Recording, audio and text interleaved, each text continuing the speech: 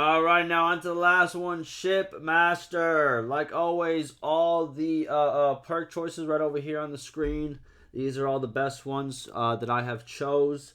You could, end the video right here. You know what I'm saying? Like always. Also, I have all the other ones done. They're all on the channel now. Every single one is done. I know there was some changes in war sales to some of these.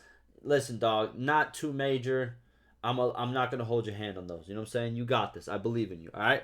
But they're all up to date. You know what I'm saying? Get to them. Get to them. You've been getting to them. I see the analytics. You know what I'm saying? War sales came out. You guys were doing great. But, yeah, Shipmaster. Let's get right to it. Let's see what it's all about. So, what is it? Improves your navigational abilities, the effectiveness of naval siege engines under your command, and the speed and quality of ship repairs and upgrades. Alright, travel on the campaign map, so you just literally travel, okay? And something that I forgot to mention in the other two videos, but I'm going to put down in the comments down below. If you go through these right over here, you can see what the what you need to upgrade to also upgrade Shipmasters, you can see, right? You just got to click on them, alright? So for all the ones, like if you missed the other two videos, but I'm pretty sure everybody who watches my skill videos watches all the other ones, right? So for the other two, right, just go down the list. Each one of these mariner skills are bound to two different attributes, okay? So as you can see, Shipmaster is vigor and intelligence, right? And then mariner is what is that? Cunning and endurance. And then control and social is boatswain, okay? That's kind of how it works. They didn't make an extra attribute. I feel like they could have. You know what I mean? But they chose to do it this way. Alright, let's get to it. Oh, and also, your sailing speed increases the more, what's it called? The higher it is. But it's only 15% extra with 300, so I don't know. It's not the biggest increases. But speed, even a 10% increase, you do notice it, so it is effective. Alright, first one, Master Angler versus Old Salt Touch. When I first saw these two options, if you chose Master Angler, dude,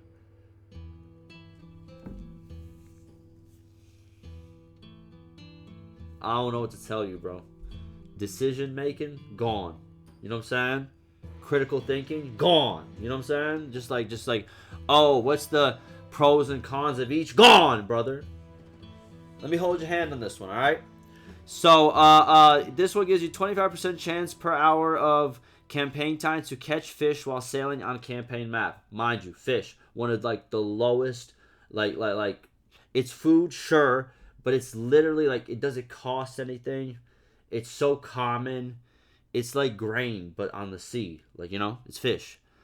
And then no secondary ability versus two abilities, because it's governor. You can't become a governor as your main guy. Versus two abilities. First is plus 2% to travel speed at sea. Just plain out a plus 2%. Plain out plus 2% whenever you're on sea. And like the damn skill gives you 15%. And that's only for sailing, which is like when your sails are down, right? So it's like, or it might not be. It might just be sailing like as in like travel speed, right? So 15% for 300.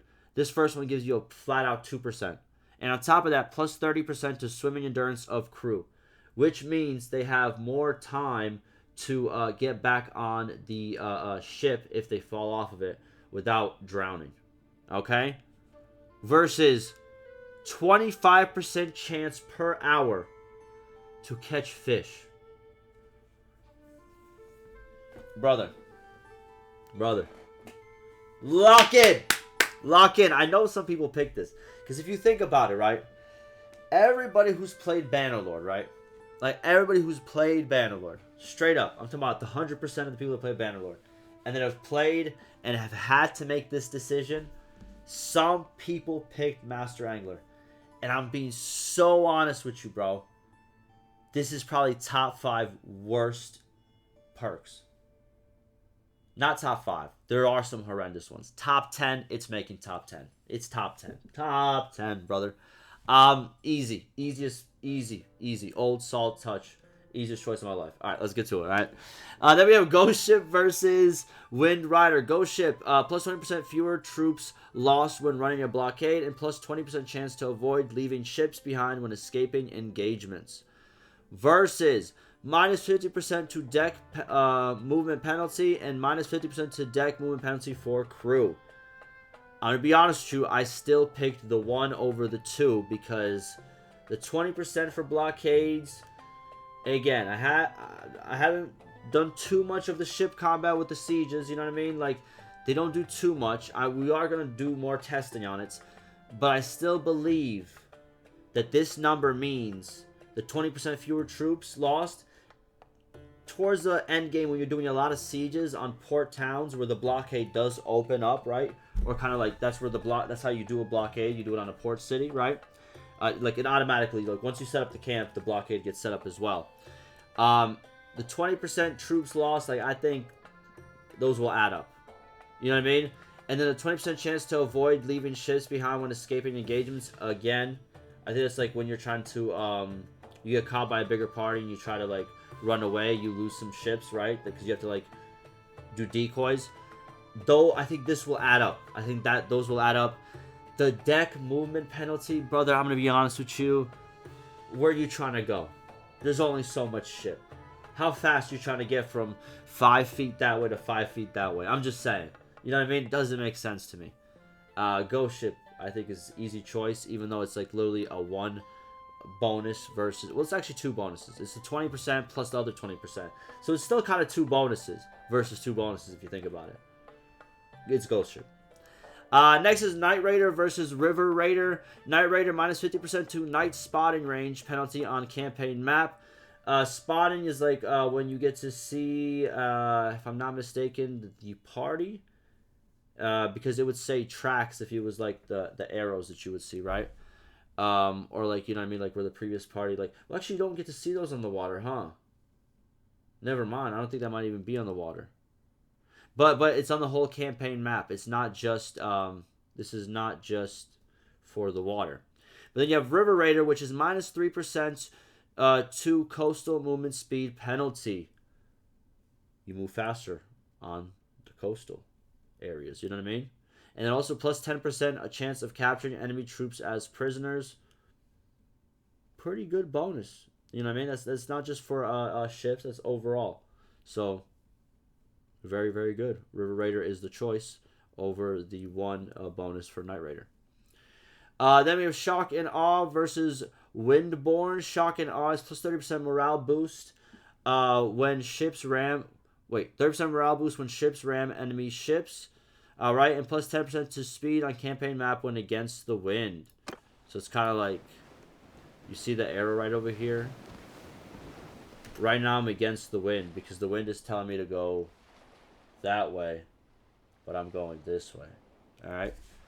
That's what they mean by against the wind. Where is it? Where is it? Alright, and then Windborn is plus 20% to sail forces in missions, as in like battles and stuff like that. So, like your sails, when you put them down, you're going to go a lot faster. And then also minus 50% to duration of disorganized state while at sea. This is a big one. Big one. After every battle encounter, you will be in a disorganized state. That means you will go a lot slower, and you'll be like, you know, not as prepared to fight again. You know what I mean? If you fight again while you're disorganized, there will be penalties. I think to your morale and stuff like that, right? So, yeah. This is really good. The minus 50%, that's literally why I got this. Other stuff is cool. Morale boost, whatever. The 10% speed when you're against the wind, it's situational. Very situational. Water changes everywhere. Like, because there's different paths of water. Like, right now you can see it's like the same, but like, let me show what I'm saying. Like, look, like if you go here, okay, hold on. If you go here, it starts off going this way. As you can see, I'm clicking all over the place. You see how the arrow starts changing, like which direction. Then it's looking down. It's you're not gonna be able to like completely like always be against the wind. It's again situational. All right.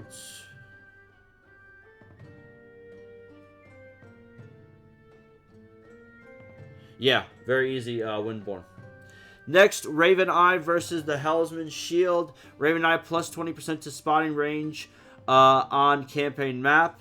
So you just pretty much see parties like farther away from where your character is standing. Versus minus 50% to range damage suffered by character while steering the ship. So when you're steering the ship, when you're like the guy who's like, you know what I mean, making the decisions of the sails go down, all that. If something hits you, spear, anything like that, anything that's ranged, throwing, crossbow, anything like that, it will do less damage. Bro, just roll the dice, bro. You know what I'm saying? The 20% spawning is a lot better. You can see parties a lot farther away, and you can see what's going on a lot farther away, so you can make a better decision on which way to go. So it's easy, Raven Eye. Next, Crowd Sail versus Nimble Surge. Crowd Sail plus 10% to campaign movement, map travel speed when running before the wind, which pretty much means like towards it. You know what I mean? Like the other one was against the wind, and when you're running for the wind, you're running with the wind. Okay? Versus Nimble Surge, which is plus 5% to campaign map travel speed. Just a plain 5%. The 10%, again, it's going to be sometimes, right? Basic 5%. Easy. Easy. This isn't even just for sales, by the way. It's plus 5% to campaign map travel speed. That means all, even on land. Very good, actually. Next, we got Shipmaster versus Unflinching. Let's see here. This is my one controversial one. I love the ability this gives you, but I think this is the better choice. But I still pick this one over the ability. All right, but it's a 50-50. Let's just do it. Shipmaster minus 50% to ship recall time and minus 30% to fleet size penalty for campaign map movement. Okay, recall time is whatever, dude. Like the recall times aren't even that long. And what this means is whenever your fleet is at a different town, port, and you go to another different town farther away, you can call your fleet. And it gives you like how many hours it's going to take of in-game time. Brother, you could really just wait in the town for a day or two. Like, and it's always going to be there, no matter how far it is. Like, it's not that hard. It's not that big of a deal. The 50% ship recall time, it's not like it's going to save you like, this is what's really made the difference. Nah, dog. The minus 30% to fleet size penalty for campaign map movement is pretty good. So if you're like under the fleet size or over the fleet size, this will still make it so you don't travel. You don't travel like really slow. But the disembark speed, here's what I'm talking about, bro. This is what it does. You're on the coastal area. You want to jump off real quick. Look how fast that is. It's instant. Did you see it? I jumped. Every time I hear that noise, I jump, dude. Fuck! Dude. My fault, bro. Listen. One more time. Just look at it. Look at it.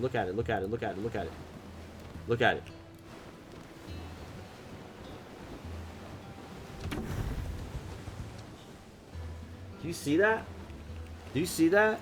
Yo, my ship is literally drowning, dude. But, like, it literally lets you get off the ship instantly instead of having to wait. You can literally then kind of, like, run away from AI very easily when you're on the ship. Big AI ship is chasing you. Get to, like, a river crossing, jump right off. Then they're going to try to get off on their ship. And then as they're trying to get off on their ship, you get back on your ship. And then you can literally jump into another area and get off on your ship again. And you completely juke them out. You know what I'm saying? Like, you're completely gone. And, like, if we're really talking about time savers, that's a real time saver. Not the recall time. You know what I mean? This is a real time saver. So, I'm going to be honest with you. Never mind. It's not even a 50-50. I done talk myself out of it. It's, where is it? It is unflinching. That is my choice. 100% to disembarkation speed. Sick ability. It literally gives you a cheat over the AI. Because I don't think the AI gets this. You know what I mean? Well, some AI can get this, obviously, because they all have, like, the perk tree as well. So they might choose it. But, like, I ain't seen them with it, is what I'm trying to say. Alright? Next, we got Chain to Oars versus Fleet Commander. Chain to Oars plus 20% to Oar Force in mission. Your oars are a little bit stronger. And prisoners help meet skeletal crew requirement. These are not bad. But fleet commander is also not bad. All right. So it's minus 30% to fleet size penalty for campaign map movements. It's like what we saw before. So, you know what I mean? If you have some type of penalty that has to do with your fleet size, whether undermanned or overmanned, this gives you minus 30% to that, which still kind of makes it so you still travel. Even if you're in a bad position, you're still going to be going. And fleet commander pretty much means like you have a lot of ships. So most of the time the penalty is going to be that you're undermanned and you don't have enough men to make all the ships go as fast as they possibly can, right? And also minus 20% to skeleton crew requirement for any ship in your party. So it literally is the same thing if you think about it, kind of like how prisoners will help meet the skeleton crew requirement. But with this, you don't actually need the prisoners in your inventory. Not in your inventory, that sounds crazy. In your party, right? This will literally just take whatever that penalty is and just drop it. Just drop that requirement by 20%. So you need less people then. So I think this is the better choice overall. Gives you map movement speed. And on top of that, it actually lowers that requirement. So you get the minus 30%. But on top of that, that penalty is also lowered, if you think about it, by 20%. Because the requirement got lowered by 20%. So Fleet Commander is the choice. Then we got Master and Commander versus Storm Rider. So both of these have +1 ship to command limits. Very good. There's 2 in Boatswain. If you wanted to get all 6 that you're allowed as a single party. If you want to get all 8 unlocked, you need to be in an army. But you get up to 6 with perks as a single party. This is one of the choices. And then in Boatswain, it is the 200 choices. You could choose either one. It's the same thing. Blessing of the Seas or Port Authority.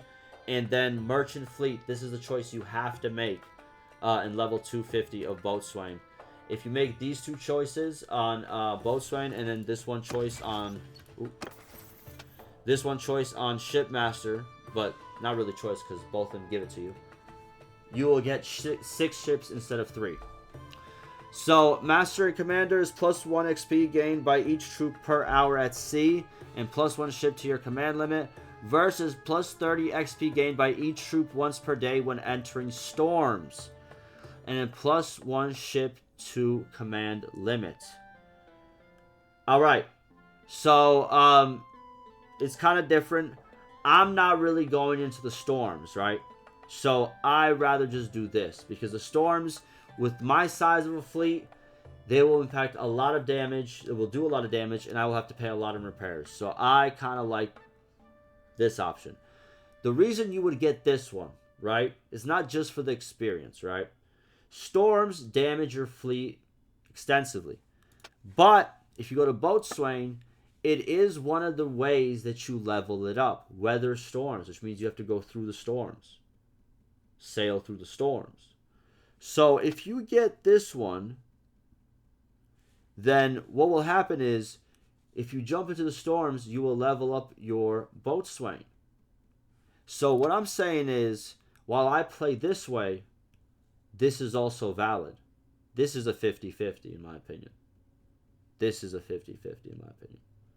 You know what I mean? I would choose either or, but the way I'm playing right now, I'll do Master Commander.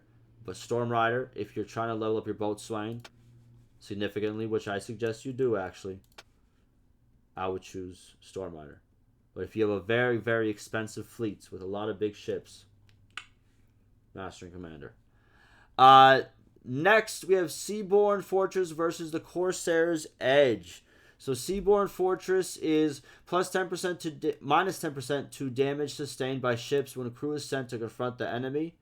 All right, so when you send ships, or like, you know, send troops of that, minus 10% to the damage sustained, okay, to the ships at the end, and minus 20% to range damage taken by crew if not boarded. Okay, so if you're not getting boarded by anybody, you take minus 20% less damage from ranged. All right. Versus +10% damage when wielding one-handed weapons at sea. This is a personal, only for you. I'm gonna be so honest with you.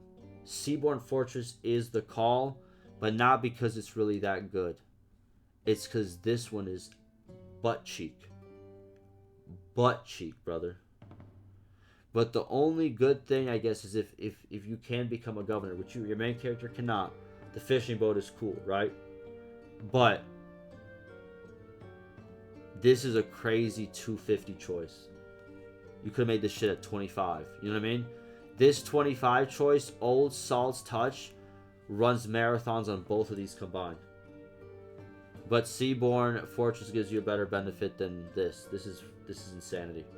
Like level 250, 10% damage for one-handed on the sea, so specific as a personal. This top 5 worst perks in the game. Top 5. And I don't even think it's 5. And then lastly, you have Commodore, which is your only choice. Your flagship figurehead provides bonus to all allied ships. Insanity. Because some of the perks are pretty... I mean, some of the benefits are pretty good. So, and flagships are hard to get. So once you do get them, they are well worth it. They are the banners of the sea, okay? Before this perk, it only applied to your ship. Whatever the flagship figurehead you have, right?